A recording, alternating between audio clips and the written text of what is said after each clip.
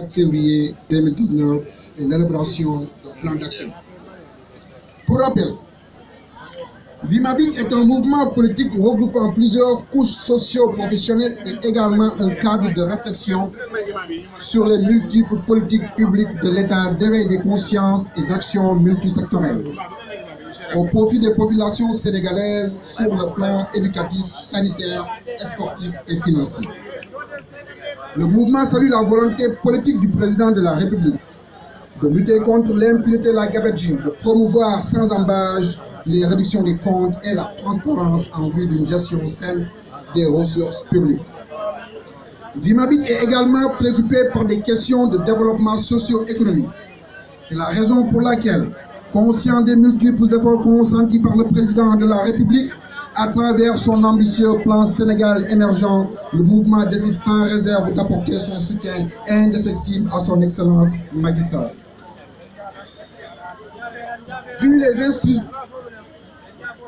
Vu les instruments efficaces d'accroissement de la résilience populaire en vue de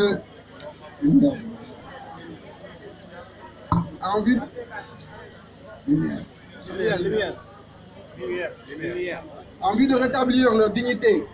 initiée par le président de la République à travers la mise en place d'un programme portant sur la couverture universelle avec près de 93 milliards mobilisés, le renforcement des politiques gratuites de soins, la mise en œuvre d'une nouvelle initiative de gratuité aux soins des enfants de 0 à 5 ans et la réforme d'assurance maladie obligatoire. Vu l'impact positif induit par les bourses familiales sur les populations sénégalaises, avec 2 469 804 enrôlés, dont 1 482 942 bénéficiaires. Vu les résultats importants enregistrés déjà en 2016 dans le cadre du PIDC, avec 157 forages et 70 châteaux d'eau réalisés, soit un taux de réalisation entre 80 et 90%, 790 km de pistes de production pour les séries 1 et 2 sur une linéaire de 3000 km, soit un niveau d'exécution de 60%,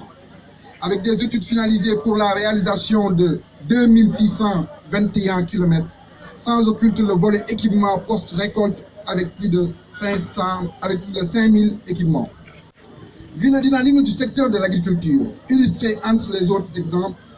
par une production de riz doublée, alors qu'elle n'était que de 463 000 tonnes en 2012.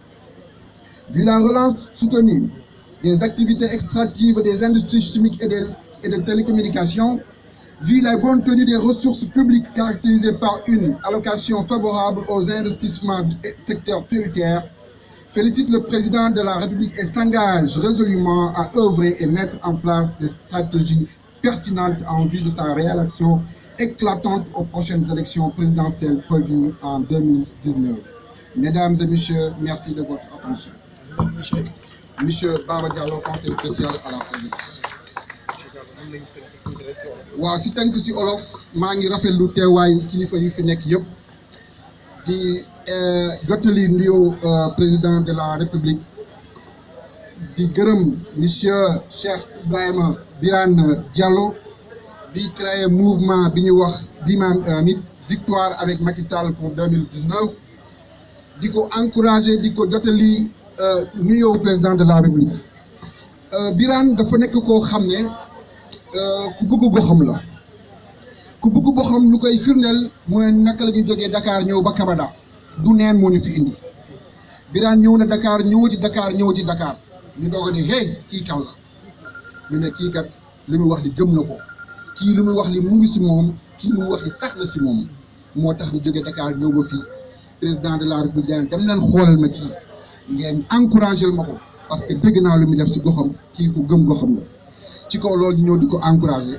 te di ko jàppali te di jotali bëgg-bëgg askan bi président de la République di wax nag waa gox bi am ngeen chance man damay ne si pulaar waa Kabada bi mëppiti gite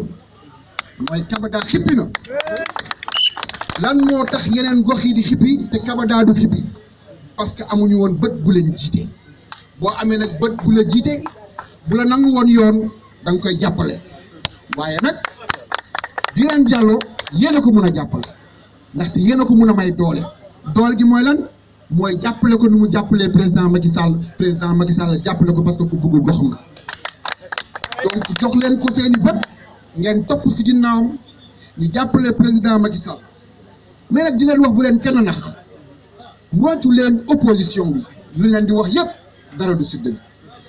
boo leen toogee xalaat ba xalaat da ngeen ndax opposition sax est-ce que am nañu xel parce que est-ce que ñu ngi xalaat askan bi est-ce que ñu ngi xalaat ñu nekk si réew mi ndaxte président bu demee ba liggéey ñëpp di gis te yéen ñëpp xam ngeen ne fan ni président Macky Sall amul temps sax ndax ay inauguration ngeen nar a indiwaat beneen waay joo xam ne gumba la day ñëw du gis dara moom bu muy toog di liggéey moom kese mooy gis askan bi toog di xaar kañ lay làmb bunti waaye ngir yàlla doo leen jox président moo xam ne moo ngi dem di dem bunti yëpp bu dem léegi nar a indiwaat benn gumba boo xam ne moo nar a taxaw askan bi toog di xaar la taagu mi am ay bët yu mu xoolee kan moo koy xaar na leen jox askan bi ki yore bët ki nga xam ne ubbi na bunti yi mu ngi dem moo gën ngeen ne reen koy kale pour jox ko koo xam ne gumba la gumba mënul jiite réew nañ jox président Macky Sall mu continuer li mu liggéey ndax li mu liggéey mooy buntu bu leer nañu yéen gis ngeen ko amul